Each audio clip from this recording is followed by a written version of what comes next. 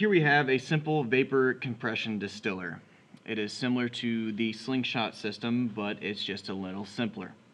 It contains a boiler, a compressor, and heat exchanger.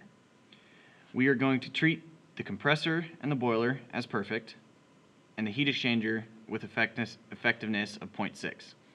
The pressure ratio is 1.5, and we're going to analyze this system to determine the boiler heat rate and the compressor work rate.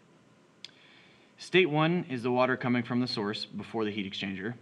State 2 is after the heat exchanger leading into the boiler. State 3 is after it has accepted the Q in and leading to the compressor. After the compressor is State 4, which leads to the heat exchanger, and then after the heat exchanger should be pure water at State 5. We're going to treat it as a closed system, and we're going to assume the atmospheric pressure is the same as the first pressure 1 at 0.1 megapascals. T1 is room temperature, which is 25 degrees Celsius, and the flow is 1,000 liters per day, which converts over to 1,000 kilograms a day. We're going to start off in State 1 to find the enthalpy at State 1. To find that, we will go to the saturated water tables, and at 25 degrees Celsius and 0.1 megapascal, we find the enthalpy to be 104.89 kilojoules per kilogram. Next, we will go to State 3, where we will find the enthalpy and the entropy. Moving to the saturated vapor tables, because State 3 is after the boiler. At 0.1 megapascal, we will use Hg, which is the enthalpy of the gas, and it comes out to be 2,675.5 kilojoules per kilogram. And the entropy, we will also use Sg at 0.1 megapascals, which comes out to be 7.3594 kilojoules per kilogram Kelvin. Moving on to State 4. Since it is a perfect compressor, that means it's also an isentropic compressor, which means the change in entropy from the two states is 0.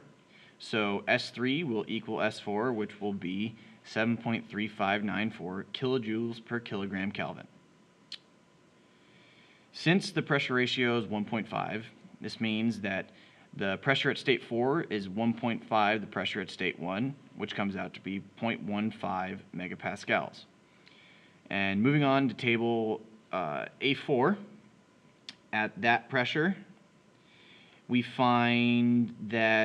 will find the enthalpy at State 4 using the entropy of 7.3594. After some interpolation, we get the enthalpy at State 4 to be 2,748.6 kilojoules per kilogram. Now we're going to move on to analyzing the heat exchanger. Since effectiveness is defined as the Q actual divided by the Q max, after a little bit of algebra, we can find that the Q actual will equal the effectiveness times the Q max. Q max also equals the hot in for the enthalpy minus the enthalpy of the cold out, which in this case will be H4 minus H1.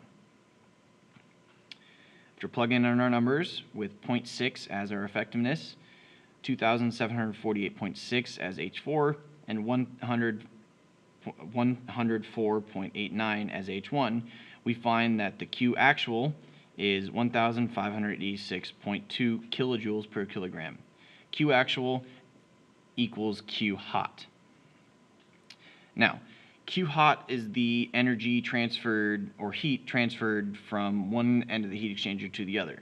So it will equal H2 minus H1. And we can use this to find H2 since we already know H1. So H2 then equals 1,691.1 kilojoules per kilogram. Using the first law of thermodynamics, we know that the H in equals the H out. So in this case, H in is H2 minus H1, and H out equals H5 minus H4. Rearranging this, we find H5 to equal H2 minus H1 plus H4. After plugging in our numbers, we find that H5 equals 1,162.4 kilojoules per kilogram.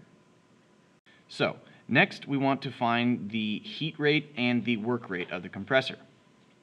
In order to do this, we need to find the mass flow rate. So, since it's at 1,000 kilograms a day, 1 day equals 24 hours, and 1 hour equals 3,600 seconds.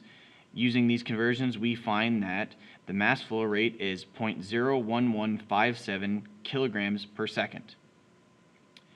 Now, in order to find the Qin, since the Qin is entered at the boiler, it is between states 2 and 3. So we take the mass flow rate times H3 minus H2, plug in our numbers, and Qin comes out to be 11.39 kilowatts. For the work of the compressor, it is between states 3 and states 4. So we take the mass flow rate. Times H4 minus H3, plug in our numbers, and it comes out to be 0.846 kilowatts. The units for this calculation come out to be kilojoules per second, which is a kilowatt. So, all in all, first off, we started and we found the enthalpy at state 1 from the saturated liquid tables. Next, we went on to state 3 and used the saturated vapor tables to find H3 and S3. On to state 4, we know that it is an isentropic compressor, which means the enthalpy at state 3 equals the enthalpy at state 4. And using table A4, we found the enthalpy at state 4. Onto the heat exchanger, we used the effectiveness to find the Q hot, and using the Q hot, we found H2. Once we applied the first law of thermodynamics, we found H5.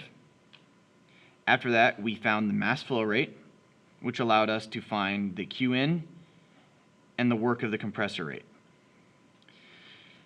In order to apply this to a real-world example, the Slingshot claims to use less than 1 kilowatt of energy a day. As you can see here, the work of our compressor is 0.846 kilowatts, which is definitely plausible to be under 1 kilowatt a day.